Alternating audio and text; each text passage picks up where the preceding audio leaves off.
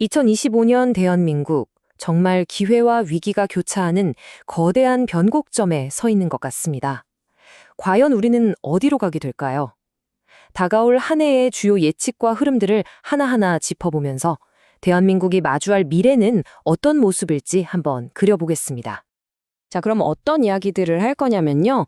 먼저 위태로운 정치 상황부터 시작해서 우리 지갑 사정과 직결되는 경제 문제, 그리고 기업들은 어떻게 바뀌고 있는지, 또 사회 전체의 구조적인 변화와 디지털 미래까지 2025년 대한민국을 움직일 핵심적인 힘들을 하나씩 살펴보겠습니다.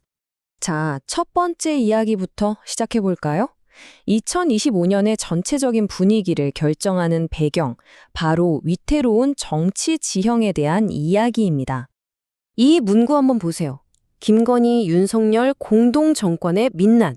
이게 심지어 보수 성향으로 분류되는 신문에서 나온 사설 제목입니다. 그만큼 현 정부, 특히 영부인을 둘러싼 여러 의혹들이 얼마나 큰 정치적 뇌관이 되고 있는지 상징적으로 보여주는 대목이죠. 그러니까 지금 대통령실 관련해서 수사는 계속되고 있죠. 국회는 국회대로 싸우고 있죠. 이런 팽팽한 줄다리기가 계속되면 어떻게 될까요? 그렇죠. 2025년 국회는 정말 한 발짝도 앞으로 나아가기 힘든 그런 교착 상태에 빠질 수 있다는 겁니다. 불확실성만 계속 커지는 거죠. 자, 그럼 이런 정치적인 불안함이 우리 지갑 사정, 그러니까 경제에는 어떤 영향을 미칠까요? 다음 이야기로 넘어가 보죠. 18%.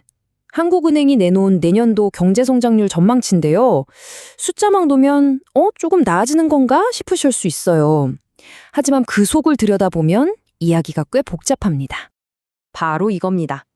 2025년 한국 경제, 정말 아슬아슬한 줄타기를 하는 모습이에요. 한쪽에서는 반도체 경기가 살아나니까 괜찮을 거야 하는 낙관론이 있는데, 다른 한쪽에서는 물가는 계속 오르고 집값은 떨어진다는데 어떡하지 하는 걱정이 발목을 잡고 있는 거죠. 이 아슬아슬한 균형이 내년 경제의 핵심입니다. 이 그래프가 바로 지금 우리들의 마음 상태를 보여주는 것 같아요.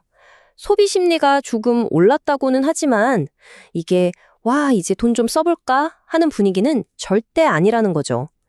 뭐랄까, 조심스러운 낙관? 딱 그 정도인 겁니다. 아직 자신감 넘치는 회복세와는 거리가 멀어요. 자, 이렇게 정치도 경제도 불확실한 상황에서 기업들은 가만히 있을까요? 천만에요. 정말 발빠르게 적응하고 또 혁신하고 있습니다. 2025년 비즈니스판을 흔들 5가지 큰 흐름이 있는데요. AI, ESG, 디지털 전환. 다 중요하죠. 근데 이 중에서 압도적인 속도랑 파급력으로 모든 걸 집어삼킬 것 같은 게 하나 있습니다. 네, 바로 인공지능, AI입니다. 요즘 기업에서는 AI를 그냥 도구로 쓰는 게 아니라 거의 신입사원처럼 쓰고 있어요. 예를 들어 삼성에서는 이메일 쓰고 회의록 정리하는 걸 브리티 코파일럿이라는 AI한테 시키는 거죠. 그럼 직원들은 그 시간에 좀 더 머리 쓰는 일에 집중할 수 있고요. SK는 또 접근법이 좀 달라요. 여기는 아예 전문가 AI를 만들고 있습니다. 코딩 전문 AI, 법률 검토 전문 AI, 인사관리 전문 AI 이런 식으로요. 각 분야의 전문가들을 도와주는 초특급 어시스턴트라고 생각하면 되겠네요. 물류 쪽도 난립니다. CJ 같은 경우엔 AI로 단순히 지금 물건이 어디 있지를 관리하는 수준을 넘어서 앞으로 어디에서 주문이 터질까를 예측하고 있어요. 그러니까 시스템 전체가 훨씬 더 똑똑하고 효율적으로 돌아가는 거죠. 자, 지금까지 정치, 경제, 기업 얘기를 해봤는데요. 이제는 이것들보다 훨씬 더 근본적이고 우리 모두에게 영향을 미치는 이야기로 넘어가 보겠습니다. 바로 인구 문제입니다. 2025년 대한민국에 아주 중요한 꼬리표가 하나 붙습니다. 바로 초고령 사회라는 건데요. 이게 무슨 뜻이냐면 전체 인구 5명 중 1명이 65세 이상이라는 거예요. 이 순간부터 저출산 문제는 정말 발등에 떨어진 불이 되는 겁니다. 그런데 여기서 정말 흥미로운, 어쩌면 좀 씁쓸한 데이터가 하나 있습니다.